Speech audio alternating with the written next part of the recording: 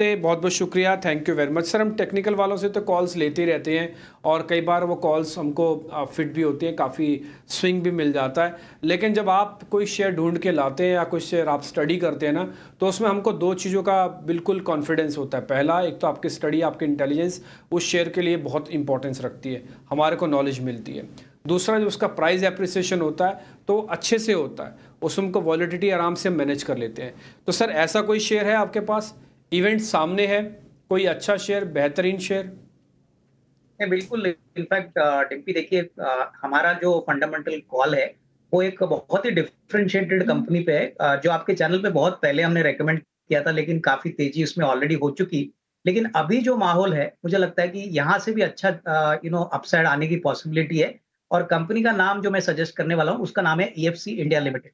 देखिए, ये basically India की काफी बड़ी कोवर्क स्पेसेस वाली कंपनी है, जो एंटरप्राइज बिजनेस में काम करती है। और अभी हाल ही में AWIFS वर्क स्पेसेस का एक आईपीओ खुला है। तो हमने देखा है कि ये कंपनी भी बहुत बड़ी है, करीबन 5 मिलियन स्क्वायर फुट का इनका टोटल ऑफिस एरिया है। लेकिन पिछले 4 साल से ये लगातार लॉस कर रही है, लेकिन फिर भी जो आईपीओ का प्राइस है वो करीबन 380 रुपया है। अगर ईएफसी की बात करें तो मुझे लगता है कि इस साल कम से कम 370 375 करोड़ का रेवेन्यू आएगा और कम से कम 55-60 करोड़ का प्रॉफिट आने का अनुमान है। कंपनी की इक्विटी बहुत छोटी है, करीबन 8 करोड़ की इक्विटी है। और मुझे लग रहा है कि इस लेवल से भी अगर कोई खरीदता है तो अगले साल, सवा साल में ये कम से कम अच्छा खासा अपसाइड आपको दिखा सकता है। करंट प्राइस 450 है। यहाँ से मुझे लगता है कि कम से कम 550 का एक फर्स्ट फेयर वैल्यू बन सकता है। दूसरी बात, ये इंटीग्रेटेड प्लेयर है। इनकी खुद की एक फिट आउट कंपनी है, जो खुद फिट आउट्स ऑफिसेज के लिए बनाते हैं, तो ये मार्जिन्स बचाते हैं। अभी फर्नीचर बिजनेस में भी ये उतर रहे हैं। और एक इंपॉर्टेंट बात जो शायद इन्वेस्टर्स को पता हो, सेज वन इन्वेस्टमेंट्स पीएमए जीरोडा, इन्होंने हाल ही में इनके कंपनी के प्रेफरेंशियल इशू में पैसा डाला है। तो मुझे लग रहा है कि देखिए, जब आपको प्रॉफिटेबल बिजनेस मिल रहा है, रिटर्न ऑन इक्विटी करीबन 18-20% है, रिटर्न ऑन कैपिटल एम्प्लॉयड 25% है, तो यहाँ पे विकल्प काफी अच्छा है। तो ये एक मेरी तरफ से मिड कैप पिक है, जो मुझे लगता है कि आने वाले 12 से 15 महीने में आपको बहुत अच्छा मोटा मुनाफा देगा। तो इसके ऊपर जरूर नजर रखिए और अपने पोर्टफोलियो में ऐड करें। ठीक है। ईएफसी शेयर का नाम है, ईएफसी 414 रुपए का भाव है, थोड़ा नीचे जरूर है, लेकिन आपके लिए इसमें अच्छे मौके बन सकते हैं। मैं आपको और दिखाना चाहता हूँ, वह अदानी पोर्ट्स ने एक बड़ी उपलब्धि हासिल की है। कंपनी के मुंद्रा पोर्ट पर सबसे बड़े कंटेनर शिप में से एक एमएससी अन्ना पहुंचा है। इस जहाज की जो लंबाई है वो करीब करीब 400 मीटर की है, जो कि 4 फुटबॉल मैदान के बराबर है। इस कंटेनर शिप की क्षमता 19,200 TEU है। भारतीय पोर्ट पर डॉक करने वाला ये सबसे बड़ा शिप है। एमएससी अन्ना का ड्राफ्ट करीब 16.5 मीटर है, जिसमें भारत में सिर्फ मुंद्रा पोर्ट पर ही इसको डॉक किया जा सकता है। एमएससी अन्ना की डॉकिंग मुंद्रा पोर्ट की बड़े कार्गो हैंडल करने की जो क्षमता है वो आपको दिखाता है। तो ये बड़ी उपलब्धि है। और अदानी पोर्ट्स पे ही हम एक टेक भी ले लेते हैं। अविनाश सर, अदानी पोर्ट्स पे एक बार आपका टेक, आपका सुझाव, आप इस कंपनी को कैसे रीड कर रहे हैं? थोड़ा मैं तो नहीं बोलूँगा, बट हाँ, ये बात सारी दुनिया जानती है कि थोड़ा पॉलिटिकल सेंसिटिव स्टॉक भी है, और दूसरा थोड़ा सेंसेक्स में चेंजेस होने का बेनिफिट भी इसके पास आ रहा है। नहीं, बिल्कुल। इनफैक्ट देखिए डिम्पी, मुंद्रा पोर्ट का जो इंफ्रास्ट्रक्चर है वो वर्ल्ड क्लास है, और ये इसमें कोई डाउट नहीं कि कंपनी को इसका बेनिफिट मिला है। मेरे ख्याल से जिस प्रकार का ट्रैफिक, कार्गो वॉल्यूम का ट्रैफिक बढ़ा है, मुझे लग रहा है कि FY25 पिछले साल के हिसाब से बहुत बेहतरीन रहेगा। और मुझे लग रहा है कि अगर 1400 के करीब आपको मिलता है तो थोड़ा करके इन्वेस्टर्स को इसको लंबी अवधि से खरीदना चाहिए। मुझे लगता है कि आने वाले बजट में होपफुली इंफ्रास्ट्रक्चर और पोर्ट रिलेटेड जो भी इन्वेस्टमेंट्स गवर्नमेंट अनाउंस करेंगे, इसका डेफिनेटली कहीं ना कहीं फायदा कंपनी को जरूर मिलेगा। प्लस गवर्नमेंट ये भी सोच रही है कि और थोड़े पोर्ट्स को वो प्राइवेटाइज करे। तो यहाँ पे भी अगर अडानी पोर्ट्स पार्टिसिपेट करता है, तो हो सकता है कि यहाँ पे भी कंपनी को डेफिनेटली इनऑर्गेनिक एक्विजिशन का फायदा मिलेगा। तो मेरे ख्याल से 1400 पे हमको लग रहा है कि अच्छी खासी रिस्क रिवॉर्ड बन सकती है। करीबन 1525 1550 का एक नियर टर्म का टारगेट बनेगा, लेकिन definitely medium to long term prospects काफी अच्छे रहेंगे।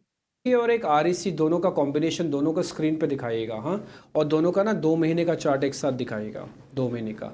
अविनाश सर, ये बात सच है कि अगर सेम सरकार रिपीट होती है तो पावर को लेकर वो काफ़ी एग्रेसिव रह सकती है, लेकिन PAFC और REC आपको नहीं लगता कि कुछ ज़्यादा ही डिस्काउंट कर रहे हैं इस चीज़ को?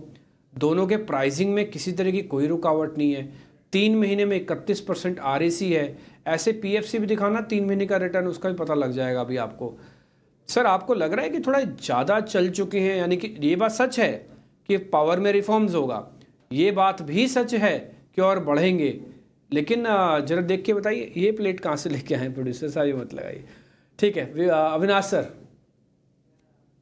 देखिए Dimpy, power finance corporation, PFC या आरईसी की बात करें तो लगातार सर्किट टू सर्किट स्टॉक्स चल रहे हैं और पिछले 3 महीने में आपने सही कहा कि जो मोमेंटम इन स्टॉक्स में देखने को मिला है वो इस बात पे है कि नैरेटिव पे है कि गवर्नमेंट, नई गवर्नमेंट आती है तो बजट में और थोड़े पावर सेक्टर के रिफॉर्म्स आएंगे, power distribution, power financing, power generation, ये सारे सेगमेंट्स में डेफिनेटली गवर्नमेंट बहुत अच्छे बड़े अनाउंसमेंट्स करेगी। मेरे ख्याल से देखिए अभी स्टॉक्स जो लेवल पे आए हैं, इंक्रीमेंटल अपसाइड अभी थोड़ा-सा लिमिटेड है, क्योंकि कोई बड़ा अर्निंग ट्रिगर नहीं है। जब तक जून क्वार्टर के नंबर नहीं आते, जब तक कोई फ्रेश कमेंट्री मैनेजमेंट से नहीं आती, तब तक मेरे ख्याल से प्योरली नैरेटिव से ही ये स्टॉक्स चलेंगे और हो सकता है कि वंस नया गवर्नमेंट अनाउंस होता है, तो थोड़ा-सा बढ़ने के बाद ये थोड़ा कंसोलिडेट करे या थोड़ा-सा बिकवाली का प्रेशर भी देखने को मिले। लॉन्ग टर्म डेफिनेटली अच्छा है, बट शॉर्ट टर्म में हो सकता है कि थोड़ी-सी मुनाफा वसूली शायद इन स्टॉक्स में आए, क्योंकि 30-35% 3 महीने में काफ़ी सिग्निफिकेंट है। तो उस पॉइंट ऑफ व्यू से थोड़ा-सा मैं कॉशियस रहूँगा। फ्रेश बाइंग नहीं, बट जिनको लॉन्ग टर्म होल्ड करना है वो होल्ड करें, but fresh buying in levels पे नहीं करना चाहिए। इसी पीएफसी चले बहुत हैं, फ्रेश बाइंग आपको अवॉइड करनी चाहिए जी। आपसे जरा ना, चूंकि बैंकिंग में आज तेजी हम देख रहे हैं और खास तौर से सरकारी बैंकों में आईओबी बहुत चमक रहा है, 9-10% के आसपास की तेजी है। आपको भी याद होगा कि एक समय था कि 20-25 रुपए की रेंज में ये शेयर चला करता था, और बहुत पुरानी बात नहीं है, साल भर पहले मुझे लगता है कि ये रेट हुआ करता था आईओबी का। आज भाव 75 रुपए के आसपास है। ऐसा क्या चेंज हो रहा है आईओबी में सर, और क्या ये स्टॉक यहां से भी री रेट होने का दमखम रखता है? क्या लग रहा है आपको? किसी के पास हो तो वो क्या करे, और नहीं है किसी के पास तो क्या मौका देखना चाहिए शेयर में? मैं बिल्कुल, देखिए अभिषेक, पहली बात तो आपने सही कहा कि ये शेयर 15, 20, 25 रुपए में ट्रेड करता था, लेकिन उस समय एक जो बड़ी नेगेटिव बात आईओबी की होती थी, वो बेसिकली उनकी एसेट क्वालिटी थी। मुझे याद है इस बैंक की एसेट क्वालिटी करीबन 25% थी। तो इन्होंने काफ़ी काम किया है अपनी एसेट क्वालिटी को इम्प्रूव करने में, अपनी बैलेंस शीट को रिपेयर करने में, और इसमें काफ़ी समय लगा। बट उसके बाद मेरे ख्याल से बैंक वापस ग्रोथ ट्रैक पे है, और सरकारी बैंक्स में ये ऐसी बैंक थी जहाँ पे लोग कहते थे कि ये बैंक चलेगी, नहीं चलेगी, बट गवर्नमेंट ने भी सपोर्ट दिया, इन्होंने अपनी बैलेंस शीट भी रिपेयर कर दी, एसेट क्वालिटी भी काफ़ी रीज़नेबली लोअर लेवल्स पे इन्होंने लाया। तो इस कारण से आपने देखा कि ₹25 का स्टॉक 75 हो गया। मुझे लगता है कि अगर अगले साल, डेढ़ साल की बात करें तो डेफिनिटली इसमें री-रेटिंग का स्कोप अच्छा है। बैंक के मैनेजमेंट ने भी अच्छी कमेंट्री दी है। लेकिन मेरे ख्याल से इमीडिएटली एक शॉट में ना खरीदें। एसआईपी के पॉइंट ऑफ व्यू से थोड़ा-थोड़ा निवेश इसमें करिए। 65 टू 75 ये एक अच्छा रेंज है जहाँ पे स्टॉक में आप एक्युमुलेशन कर सकते हो। साल भर की बात करें तो मुझे लगता है कि यहाँ से भी एक 20% की अपसाइड, 20-25% की अपसाइड पॉसिबल लग रही है, और होपफुली सरकारी बैंक्स में अभी भी मुझे लगता है काफ़ी मौका है। नॉट ओनली आईओबी, बट बड़े जो फ्रंटलाइन बैंक्स हैं वहाँ पे भी वैल्यूएशंस काफ़ी रीज़नेबल है। तो यहाँ पे निवेशकों को इसका फ़ायदा लेना चाहिए। और मैं फिर से अविनाश सर से पता कर लेता हूँ। अविनाश सर, कितना कैश होना चाहिए इस समय हाथ में, और कितना डिप्लॉयमेंट होना चाहिए मार्केट के अंदर? वो ठीक है, डिप्लॉयमेंट हम सोच सकते हैं कि वो मिड कैप में, फ्रंट लाइन में, वो अलग अलग हो सकता है। कैश कितना होना चाहिए और मार्केट में कितना पैसा लगा होना चाहिए? एक रफ रफ परसेंटेज में आइडिया दे देंगे आप? देखिए, मुझे तो लग रहा है कि जिस प्रकार से मार्केट्स तेज़ी से भागा है, मेरे ख्याल से कैश पोज़ीशन कम से कम 40% तो होना चाहिए, बिकॉज़ देखिए 4 जून को तो मेरे हिसाब से बाज़ार और चलेगा, शायद नया हाई और भी लगाएगा। लेकिन उसके बाद थोड़ी-सी मुनाफ़ा वसूली ज़रूर आएगी, क्योंकि निचले लेवल पे जिन्होंने स्टॉक्स खरीदे हैं, वो प्रॉफ़िट बुक करना चाहेंगे। तो मेरे ख्याल से 40% कैश तैयार रखिए, अच्छे क्वालिटी स्टॉक्स का एक लिस्ट बनाइए और तैयार रहिए।